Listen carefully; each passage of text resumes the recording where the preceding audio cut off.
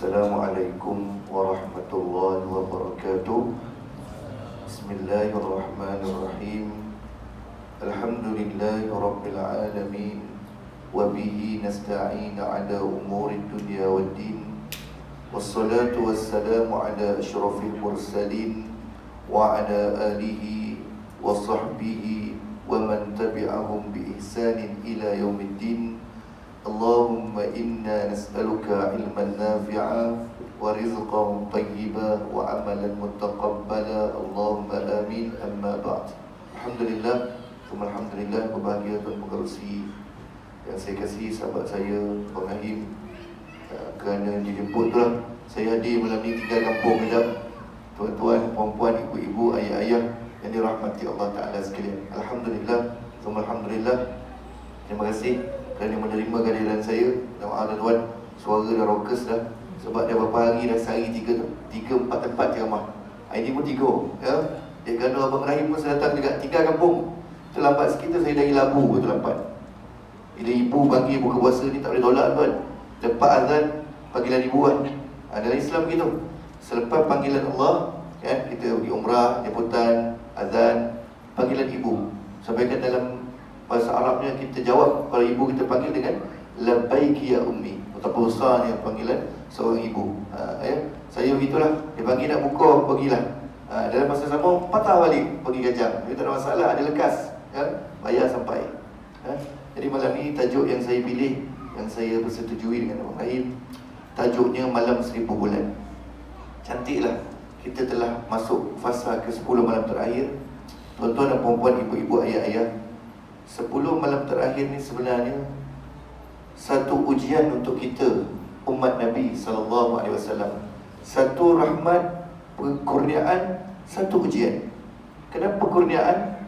Dalam Lailatul Qadar tidak diberikan kelebihannya pada umat-umat Nabi yang sebelum umat Nabi kita SAW. Tak ada pada umat Nabi lain. Tapi ujian untuk kita, bagaimana kita memenuhi 10 malam yang terakhir. Saya baca ada satu artikel baru ni, seorang ilmuwan ditulis. Dia menggambarkan malam Lailatul Qadar ni macam budak nak periksa.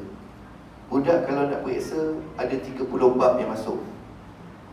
Kalau ada budak yang culas, dia pemalas lah. Kalau orang Negeri Sembilan sebut ceneke. Tuan mungkin pernah dengar atau tak pernah dengar. Orang Negeri Sembilan sebut ceneke. Dia pilih-pilih 30 bulan tu, 30 bab tu, ada seorang budak ni, dia pilih 10 bab yang dah pernah masuk ujian sebelum ni. Dia tolak siap-siap, malas tadi. Dia tak study. Dah pernah masuk, takkan masuk lagi biasa. Dia cari lagi 10 bab.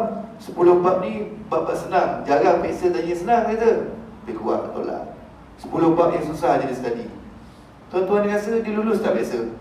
Ada kemungkinan lulus pun tidak. Ada tak? Cemerlang mungkin jauh sekali lah. Sebab sekali 10 bab tu tak masuk, yang masuk 20 tu je, Assalamualaikum. Tak ada. Tapi kalau orang ataupun pelajar yang dia juhud, dia bersungguh-sungguh, dia belajar habis-habisan, 30 bab tu dia bagi cair. Dia study 30 bab tu. Lulus tak tuan-tuan? InsyaAllah dalam tangan lulus. Cemerlang memang boleh sangat, melainkan dia ada terlupa sikit-sikit, tapi masih dalam paras markah yang tinggi. Begitulah kita dalam bulan Ramadan. Siapa yang biasa baca Quran, sedekah banyak, bangun sembahyang malam, sebelum sahur dia dah bangun awal setengah jam, dia dah buat 30 hari, 30 malam. Kata ulama, dapat dah Lailatul Qadar. Sebab dia bangun di 30 hari tu, setiap malam dia bangun, insya-Allah. Walaupun dia tak jumpa tanda-tanda pun, dia dapat dengan izin Allah. Kerana itulah yang dijanjikan Allah Ta'ala. Sama jugalah, secara ringkasnya, kalau Nabi sebut 10 malam terakhir, Nabi suruh hidupkan, kejar malam 10 malam terakhir. Kalau kita kejar betul-betul 10 tu, insya-Allah berjumpalah kita dengan malam Lailatul Qadar, walaupun tak jumpa tanda-tandanya. Sebab orang Melayu ni banyak khurafat tuan-tuan, ibu-ibu banyak khurafat yang ada dalam hadis. Dalam Quran tak ada. Dalam hadis, antara tanda-tanda lepas, itu selepas, bukan sebelum. Sebelum ada sikit. Tanda Lailatul Qadar ni antaranya, malam Lailatul Qadar tu sebelum sampainya ke puncaknya tu, suhu sedap-sedap je, tak terlalu sejuk, tak terlalu panas. Tapi nak buat macam mana? Dah 2 hari hujan. Mungkin sejuk dia hujan, betul tak? Tak boleh, kita nak baca. Itu adalah hadis. Nombor 2, ada juga pendapat sebut, riwayat sebut, air laut bertukar jadi tawar. Rajin kau nak pergi bagai lelang. lesen. Apa lagi? Maghrib nak pergi rasa air laut hari-hari. Itu pun kalau rasa air laut tu pun dah terlambat. Kan kita pergi malam-malam ke 1-2 pagi kan, dah tergadai pula sembahyang malam dah. Ngantuk dah. Apa lagi? Siang besok tu cahaya matahari tidak terasa terik atau panas hangat yang cahaya matahari. Yang tu lagi lah, dah terlepas. Dah terlepas. Esok je tu. Ya. Jadi kalau mencari tanda ni, jumpa tapi takut kita terlepas keutamaan malam Lailatul Qadar. Tuan-tuan, kalau kita tengok perbahasan malam Lailatul Qadar ni, tak habis kita nak bicarakan malam ni. Setiap sahabat ada pendapat berbeza. Dari Nabi pun banyak riwayat. Dari banyak ulama pun banyak riwayat. Antara sahabat-sahabat Nabi yang terkenal, ada yang berpegang dengan 24, ada yang berpegang dengan 27. Dahsyat. Tapi tuan-tuan beruntung, sebab kita masih dikurniakan umur untuk menghadapi 10 malam terakhir ni. 10 malam terakhir ni adalah waktu penting diturunkan Al-Quran. Orang dah boleh dah. Hari tu dah siap cuti nuzul Al-Quran kan, hari Khamis kan, 17 Ramadan. Apa pasal pula lagi sekali Quran turun? Jadi betul tuan-tuan, saya ceramah-ceramah sekolah, pejabat, rupanya masih tak ada pencerahan daripada penceramah-penceramah lagi, yang mana kronologi fasa penurunan Al-Quran. Saya kata 17 Ramadan Quran turun. Betul tak? Betul. Saya kata 10 malam terakhir, malam Lailatul Qadar, Quran turun. Betul tak? Betul. Dia dah bunyi. Macam terawih lah, geng 8 dengan geng 23 kan. Tak habis gaduh, tahun ni gaduh. Penting saya. Saya kata ustaz-ustaz pun, janganlah downkan orang. Kalau kau ada pendapat yang terlalu keras pun, jangan sampai cakap 8 tu tak dapat pada terawih. Kau cik hati orang, runtuh semangat orang. Boleh bergaduh. Ingat tak boleh ke 8. Bagi orang yang uzur penat, dia kata 23 je kali. Saya pergi umrah awal bulan itu, bukan awal bulan, awal Ramadan itu. Saya balik 14 hari tu, pergi umrah 10 je sebenarnya kena. Masalah kan? Janganlah gaduh satu. Jadi geng 23, geng 10 malam terakhir kata Quran turun 10 malam terakhir. Geng 17 Ramadan pun dia. Saya kata dua-dua betul. Lagi dia ni macam mana lah dua-dua betul. Sebab tu kita kena bagi pencerahan. Al-Quran ni 3 fasa penurunan dia. Fasa pertama disebut Wallahu A'lam, yang mana Allah Ta'ala turunkan Al-Quran 30 juzuk selepuk ni, turun diletakkan ke Lauh Mahfuz. Allah Ta'ala turun letakkan Al-Quran di Lauh Mahfuz, Fi Lauhin Mahfuz, ayat 22 surah Al-Buruj. Itu tak tahu bila. Ada yang sebut Nabi tak lahir lagi pun Allah Ta'ala dah letak. Lauh Mahfuz tempat ketentuan kita semua, tuan-tuan, qada dan qadar kita. Di situ dah terkumpul sejak azali. Fasa kedua, ini yang malam Lailatul Qadar. Inna anzalnahu fi Lailatul Qadar. Ataupun dalam surah Al-Dukhan, tak salah saya, Inna anzalnahu fi Lailatul Mubarakah, malam yang penuh barakah. Malam Lailatul Qadar ada pendapat sebut 24, 27. Tak apalah, yang penting 10 malam terakhir. Ini geng yang 10 malam terakhir betul. Turun daripada Lauh Mahfuz ke langit dunia. Selepuk juga. Nama langit dunia apa dia? Baitul Izzah. Turun ke situ. Transit kejap. Betul. Kemudian yang 17 Ramadan yang kita sambut, betul juga. Itu turunnya melalui malaikat Jibril AS ketika Nabi di Gua Hira, diturunkan 5 ayat awal surah Al-Alaq. Dua-dua betul. Saya ingat orang dah tahu tuan-tuan. Tahun ni saya ceramah Nuzulul Quran, bawa isi ni, tercengang orang. Ada yang poning kepala dah, buka kopiah letak atas meja, letak lantai. Poning pula ada. Sebab tu pentingnya bila ceramah, kita kena study. Kita buat sedikit homework kan, supaya kita cerita, cetuskan benda yang orang tak biasa dengar. Bukan benda baru, benda yang orang tak lagi dengar lagi. Jadi malam ni penuh barakah tuan-tuan. Walaupun Nuzulul Quran dah lepas, ada malam yang lebih besar. Lebih awal dari 17 Ramadan tu, Nuzulul Quran turunnya ketika malam Lailatul Qadar. Al-Quran dari Lauh Mahfuz turun ke Baitul Izzah. Dahsyat. Saya naik Gua Hira 13 hari bulan 3, satu malam sebelum balik Malaysia. Lepas tu kena influenza B, 5 hari kena kuarantin. Sana macam-macam penyakit, macam-macam virus orang bawa kan. Tingginya tuan-tuan. Ya Allah. Saya selalu hiking di nilai tu Bukit Melati tu, boleh berlari naik sampai Gua Hira ni. Dia punya lain, dia zoom, dia punya rasa dia tu kan. Mencungap naik. Buka puasa pula makan kambing besar lah. Dah puasa dalam masa tu 14 bulan, 13 bulan. Tinggi. Itu mana ada jalan baru, jalan lama dia tutup. Jalan lama dia tegak tapi dia straight, cepat sampai. Tapi bahaya, sempit. Jalan baru ni macam hiking tempat. Ada laluan naik pickup, tapi pickup tak ada lah, dengan tangga cantik. Ingatkan sampai-sampai dah selesai. Ada pula yang batuan yang asal punya, lereng kiri kanan. Lepas 2/3 selesai, 1/3 ikut batuan yang asal. Ingatkan dah sampai. Nak sampai gua tu kau dah menyolek celah lubang. Besar ni lubang lah. Siapa ambil air tu lebih, tak lebih lah. Takut tersangkat nanti kau nak panggil bomber pula. Tempat Nabi munajat. Nampak kota Mekah jelas. Di situlah turunnya wahyu pertama. Dipeluk oleh malaikat Jibril. Dan suruh baca, Nabi kata, Mak Nabi Karim, aku tak boleh nak baca. Iqra bismi rabbikal ladzi khalaq, sampai ayat yang kelima.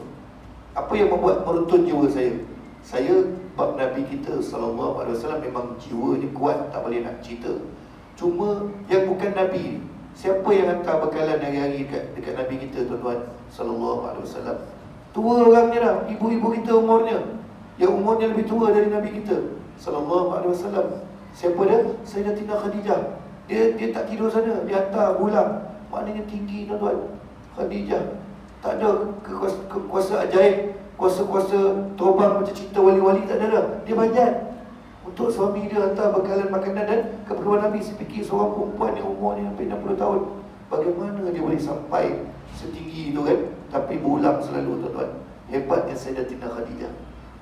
Sebab tu dia jatuh miskin untuk Islam sampai tak tinggal apa-apa. Sampai ke masa dia sakit, dia kata dekat Rasulullah, kalaulah tulang rusuk ni boleh buat busuk panah, boleh buat panah, aku bagi tulang rusuk aku untuk Islam. Hebat dia tuan-tuan.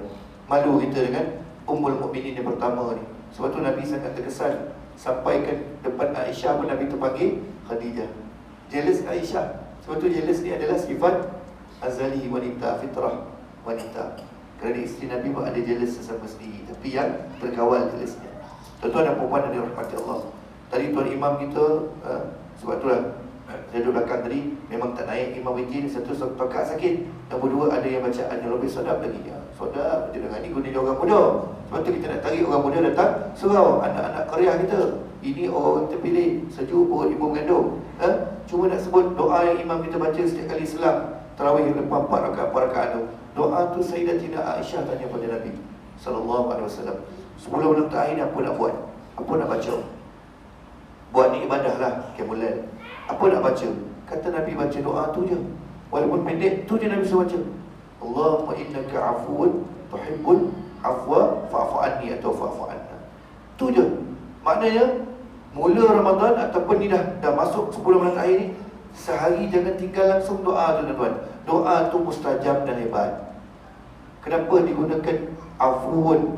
Dia tidak guna ghafurun. Ini perbahasannya panjang. Saya ambil yang senang kita nak nampak. Ulama bahasa sebut, kalau guna ghafurun, Allah Ta'ala ampunkan tapi tidak padam dosa kita. Tapi al-afu ataupun afuun yang digunakan dalam doa ini, diampunkan dosa dan dipadamkan dari rekod kita. Maknanya takkan siapa nampak walaupun di padang mahsyar nanti. Itu yang kita takut, betul tak? Di padang mahsyar nanti ibu kita, ayah kita nampak kita punya keburukan kita. Isteri kita, suami kita nampak keburukan kita.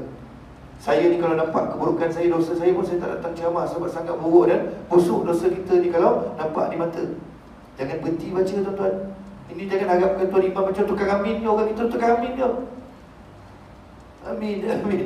Orang kita memang amin aja tuan-tuan. Kita saya tengok ada satu video dekat YouTube tu, video kelakar Indonesia punya kan. Orang tu orang Arab, cakap Arab kan. Sampai-sampai dekat majlis kenduri, anak buah dia cakap Arab dengan dia, suruh lead kenduri.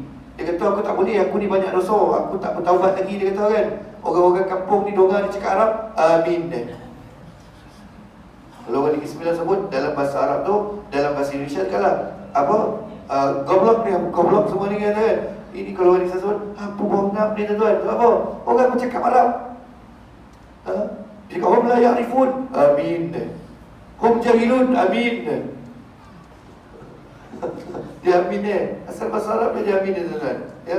Jadi doa ni baca, Allahumma innaka afuun tuhibbul afwa fa'fu anni. Ini jangan tinggal. Doa lain tu terlupa tak apa lagi. Ini doa mesti baca sendiri selain daripada kita aminkan apa imam baca. Buatlah. Dan ada orang tanya dekat saya, berapa banyak Qiyamul Lail Nabi punya rakaat? Dalam hadis ada sebut qiyamul lail Nabi, sembahyang malam Nabi, bulan Ramadan atau tidak bulan Ramadan, antaranya bulan-bulan biasa, Nabi kebiasaan sembahyang 11 rakaat je. 3 witir, 8 solat-solat sunat yang lain. Orang ditanya saya tu cakap apa? Lah, sikit je. Oh, sah betul tuan-tuan. Lah, sikit je. Boleh dia cakap macam tu. Saya kata sabar dulu Haji kata. Sikit apa kata. Walaupun 11 rakaat, tapi Nabi mula tengah malam. Maksud tengah malam ni pukul 12 dan lebih sikit. Pukul 12 dah mula lah. Habisnya hampir ke waktu subuh. Direct hampir nak azan subuh. Kurang sejam nak azan subuh. Mungkin setengah jam nak azan subuh.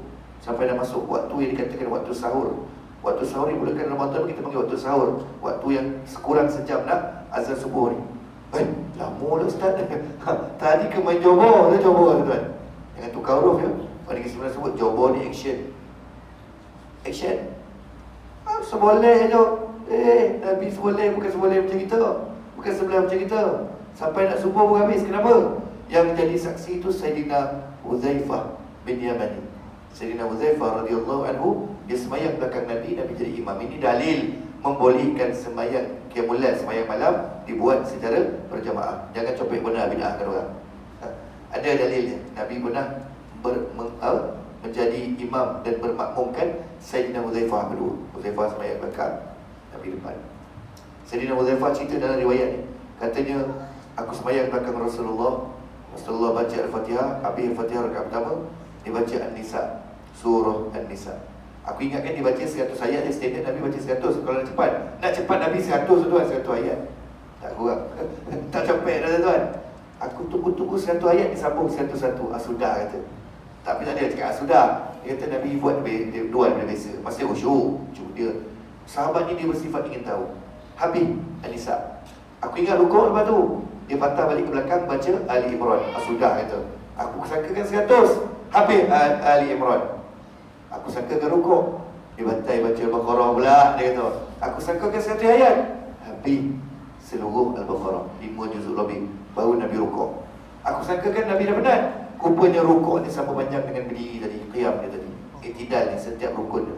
Kalau buat dekat surah Asy-Syakirin tuan, saya percaya imam kita orang muda boleh buat. Ibrahim pun boleh jadi imam ke depan panjang dia tu. Yang masalah yang toleh belakang tak tahulah apa yang tinggal Ibrahim. Takut yang imam steady, makmum tinggal rehal dia. Cicak, lipas, lipas, stand telefon. Hilang balik dah. Gila betul imam ni 5 juzuk lebih. Satu rakaat tuan-tuan. Sebab itulah saya cakap, saya selalu cakap jemaah saya, dia boleh nak ikut Nabi buat, ikutlah amalan Nabi. Tapi kadar Nabi buat tak ikut kita. Kerana iman kita dengan iman Rasul kita sangat jauh beza tuan-tuan. Bagai langit dan bumi. Ikut apa Nabi buat lah. Nabi buat 11, kita buatlah. Cerita 8, 3, 11 lagi yang Ramadan kan? Imam Syafi'i sebut senang je. Saya pegang kata-kata Imam Syafi'i. Bagi orang yang tak larat, tak terbangun, Imam Syafi'i sebut malam 10 malam terakhir ni, siapa yang berjaya solat isyak berjemaah, dah selesai jadi betul tak? Subuh berjemaah, dia dapat dah sebahagian Lailatul Qadar. Kalau malam tu Lailatul Qadar, dapat tempias-tempias ni insya-Allah. Yang qaul ni tak ada perbezaan dalam mazhab Syafi'i. Dia panggil qaul qadim. Semua ulama Syafi'i yang nak murid setuju dengan benda ni. Tapi malah nak cakap nanti cenekir kan? Saja tak dikunci dia jam. Bangun sembahyang isyak, tarawih pun cuti dia pergi bazar Aidilfitri, subuh dia bangun dia kan. Buatlah selagi boleh. Ini bagi yang tertidur. Pernah ada orang dia bangun buruk. Sebab apa? Dia tak terjaga qiyam tu. Pagi besok tu cuaca mendung je kan, dia takut terlepas. Tidak. Itu dia bagi qiyam Ramadan bermula selepas isyak. Rebutlah tuan-tuan. Kenapa? Sebab kalau sebut Lailatul Qadri khairum min alfi syahr, malam yang lebih mulia, lebih baik dari 1000 bulan. Bukan 1000 malam. Kalau penjodoh bilangan malam dengan malam, biasa ya. Malam yang lebih baik dari 1000 malam, biasa. Tapi Allah Ta'ala betapa seninya Quran, Lailatul Qadri khairum min alfi syahr, malam yang lebih baik dari 1000 bulan. Sebab 1000 bulan orang tepuk dahi sebab dia tak nampak. 1000 bulan ya kan? Cara kita nak bagi faham, kita kena bagi divide dia. 1000, 1 tahun 12 bulan, betul tak? Bagi 12, dapat 83.3 something. Maka kita bunda yang terdekat 83 tahun.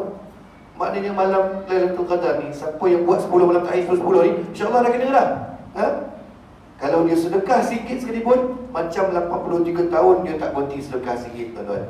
83 tahun punya pahala sedekah sikit. Baru sikit, bayangkan RM1, bayangkan bangun sembahyang qiyamul lail sembahyang malam, bayangkan baca Quran berjuzu-juzu, 83 tahun. Kita dekat sini pun tak ada lagi umur 83 tahun. Kalau ada pun 83 tahun, ada pergi melancong, ada pergi makan, ada tidur kan. Ini ibadah 83 tahun punya nilai. Mana nak cari? Sebab itulah, jangan cenekik. Ulang lagi sekali, jangan cenekik. Sebab Nabi dah sebut 10 malam terakhir, bukan banyak pun, betul tak? Dia filter pula malam ganjil ni. La ilaha illallah, siapa malih betul. Nak lagi teruk, ini bukan orang sini, orang kampung saya dekat Lampur tu. Ya? Cakap kampung sendiri tak apa. Cakap kampung orang ke Kondom Ben kan. Tempat saya dah pilih malam ganjil, tak habis pula malam ganjil tu. Malam 29 tak ada dah. Sebab apa?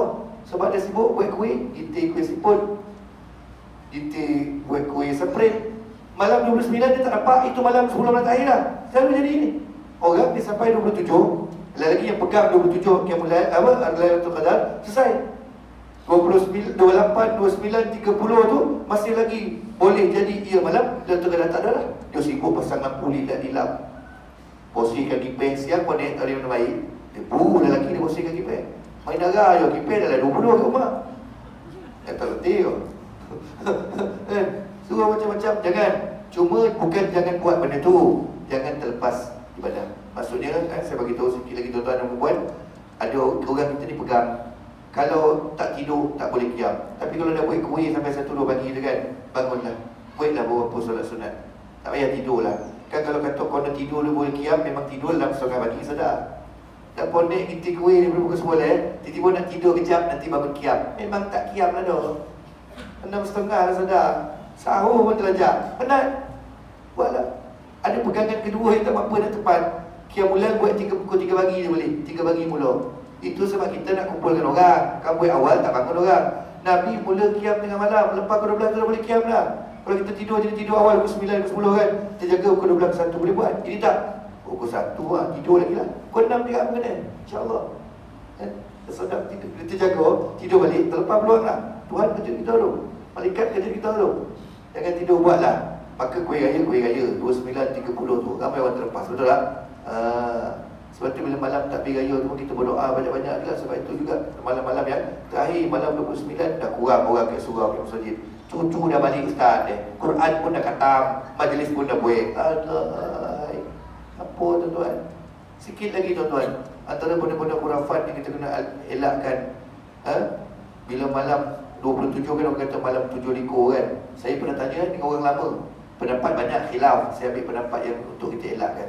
Kenapa orang pasang pelita dekat depan rumah, daripada lorong masuk rumah sampai depan pintu? Saya pernah tanya kenapa. Antaranya disebut nak memeriahkan malam. Betul lah membesarkan malam. Sebab antara pendapat yang ramai juga, Datuk Qadar 27, antara pendapat yang boleh kata makruf juga, walaupun tak boleh nak kata spesifik betul tepat, sebab dia berbagai-bagai. Tapi ada pendapat, saya tanya ke orang tua, kenapa pasang pelita macam tu? Supaya jalan masuk ke rumah orang, malaikat nampak, malaikat singgah ke rumah. Gila tu. Malaikat pun diciptakan dari cahaya. Malaikat tu ikut perintah Allah Ta'ala. Apa Allah Ta'ala cakap, dia takkan bantah. Kau pula nak mengajar ke rumah kau pasang pelita. Osah khurafat dan tuan. Khurafat, janganlah percaya benda tu. Tapi sekadar nak memeriahkan rumah, tak apa. Memang kita disuruh membesarkan hari-hari dalam Islam, terutama Ramadan 10 malam terakhir. Pelita pun dia cerita. Kemudian cerita bab petanda. Tadi saya sambung balik tadi. Petanda malam Lailatul Qadar ada disebut dalam hadis tak banyak mana pun. Tapi kita tak nafikan pengalaman orang-orang alim ulama kita. Cuma dalam ijma' ulama, barang siapa yang bertemu tanda-tanda pelik malam Lailatul Qadar, contoh dia jumpa betul tanda tu, dia wajib menyembunyikan kisah tersebut. Jangan tulis ke Facebook. Ini ijma' tuan-tuan. Ini dapet je tanda, besok pagi heboh ke Facebook, 1000 share. Dalam kitab tulis kenapa tak boleh nak share ke orang. Hantar kat orang rumah kita. Bukan tak cari rumah kita, dia cerita kat jiran kiri kanan, kejap sampai satu kampung. Orang rumah kita tuan-tuan pun bahaya. Ulama sebut takut orang dengki dengan apa yang kita dapat. Orang kita dengki, dia tak dapat. Nombor 2, takut jatuh fitnah. Orang akan cakap macam ni, dia tu dulu bukan kaki nombor ekor, macam mana jumpa Lailatul Qadar. Manalah tahu dia dah berubah, betul tak? Dia tu depan rumah lorong kita tu, siram pokok bunga pun tak berbaju, pakai buah cukang warna kuning. Macam mana jumpa Lailatul Qadar? Kita takut orang berkata-kata macam tu, jangan cerita. Tapi memang pengalaman dalam kitab-kitab lama, kitab kuning banyak dicatatkan walaupun tak ada hadis pun. Ada antaranya air sungai beku, betul tak? Tapi loteh lah macam tu, tiap malam nak tengok sungai beku, betul tak? Pokok, rukuk, sujud ada juga dituliskan. Loteh juga nak tengok pokok getah. Tengok je. Dah mesti panggil kuih sekarang. Jadi tak payahlah kan, mana tak payah. Macam mana saya sebut tadi, ulama sebut buat 10 malam, insya-Allah 99% jumpa malam Lailatul Qadar. Cuma kita dapat tak dapat petanda alamat tu rezekilah, tapi kita jumpa. Yakinlah kita jumpa. Betul je. Ini cenekir tuan, dua satu, dua-dua kita lepak-lepak. 2 3 berkilo-kilo balik ibadah. 24 relax. Kosong. Surah Syakirin tinggal sikit. 25 Rio balik. 26 relax dia kata. 27 Rio balik. 29 30 dah lah. Boleh lah tuan-tuan. Sebelum saya habis, saya belajar di Jordan dulu. Orang Arab lagi tahu. Orang Arab di Jordan ni, Syria, Jordan, jiran ni, sama je. Mereka ambil pendapat senang ni. Daripada penikilah, pilih 27. Diorang anggap Lailatul Qadar settle 27 Lailatul Qadar. Jadi malam lain, kalau musim panas, diorang tidur lambat. Hisap argila, minum teh, pudina, main daun teruk lah, main uno lah. Tak ada lah. Malam 27 tu, dari lepas maghrib sampai subuh tak balik. Masjid pasang speaker luar. Itulah satu malam tu. Berbondong-bondong pergi. Kita bukan memperkecilkan, tapi salah lah. Hanya memilih satu hari dengan sekadar yakin satu hari tu hari lain malas. Sebab kena istiqomah baru dapat jumpa malam Lailatul Qadar ni. Kata ulama, bila masuk di bulan Ramadan, satu Ramadan depan maghrib tu telah bermula bulan keampunan. Kalau orang-orang dulu, sahabat, tabi'in, tabi'ut tabi'in, mereka lepas je maghrib masuk Ramadan pertama, mereka dah menggila dah minta, berbondong-bondong minta ampun, berlumba-lumba minta ampun. Sebab dah mula dah fasa keampunan sebenarnya. Kita awal tu cari bazar mana best dulu. Saya bazar tak masuk lagi rekod. Terlepas sekali je dalam sebulan. Rekod tahun ni saya cuba tidak. Sebab takut termarah orang. Sebab bila body tak sedap, kita dah memecat makanan dah. Nampak dia roti john, john ni tak ada orang marah je. Kata roti john daging tapi inti terlalu lupa. Kena marah ke makanan dah. Cakap jus tepikai, sirap bubuh tulislah sambat dia, janganlah tulis sirap, jangan tulis jus tepikai, jadi saya tak masuk. Nombor 2, saya berazam buffet yang harga menggarut ni saya tak masuk. Sebab overprice, melambung naik. Masuk-masuk makanan macam kek kedai je. Kadang-kadang tak top up kan. Jadi kita cuba penjimatan tahun ni. Maka kita kejar benda lain. Jadi inilah antara usaha saya tuan-tuan. Kita cuba hidupkan malam-malam 10 malam terakhir. Sebab sedikit dari saya, ibu-ibu, ayah-ayah. Maka kejarlah. Umur panjang tak panjang tu tolak tepi. Meninggal dalam 10 malam terakhir pun antara benda yang baik, husnul khatimah. Kita cuba buat. Tak banyak, sikit. Walaupun hanya dengan tepuk tangan berdoa terjaga pukul 1 pagi. Ulama sebut, walaupun tepuk tangan doa dapat tumpang barakah malam Lailatul Qadar. Apatah lagi bersolat, baca Quran, dan jangan lupa sedekah. Ibu-ibu yang biasa buat sedekah subuh kan, jangan habiskan kat subuh. Kita pecahkan sikit kan. Kita buat pukul 2 pagi, 1 pagi. Kalau yang guna telefon, transfer pukul 1, 2 pagi. Anggap itu salah satu ibadah kita dalam 10 malam yang terakhir. Mudah-mudahan mendapat gandaan 1000 bulan yang dijanjikan Allah Ta'ala. Itulah sedikit daripada saya tentang malam 1000 bulan ni tuan-tuan. Saya doakan tuan-tuan dan tuan-tuan doakan saya supaya bertemu malam Lailatul Qadar. Dia bukan bertemu, kita dapat melalui setiap detik 10 malam terakhir tu. Mudah-mudahan salah satu dari harinya kenalah kita, tersangkutlah jaring kita dengan malam Lailatul Qadar. Dan moga kebaikan itu melimpah ruah di luar bulan Ramadan, menjadikan kita hamba yang lebih baik. Yang mana dalam Al-Quran sebut la'allakum tattaqun. Tujuan puasa ni supaya kamu menjadi hamba yang bertakwa. Kalau keluar makin buruk perangai, maka bukan hamba yang bertakwa. Segala yang baik datang dari Allah Ta'ala, yang buruk juga dari Allah Ta'ala disebabkan kelemahan saya sendiri. Aqulu qawli hadha wa astaghfirullahal azim li wa lakum wa billahi taufiq wal hidayah. Wassalamualaikum warahmatullahi wabarakatuh. Wallahu ta'ala a'lam.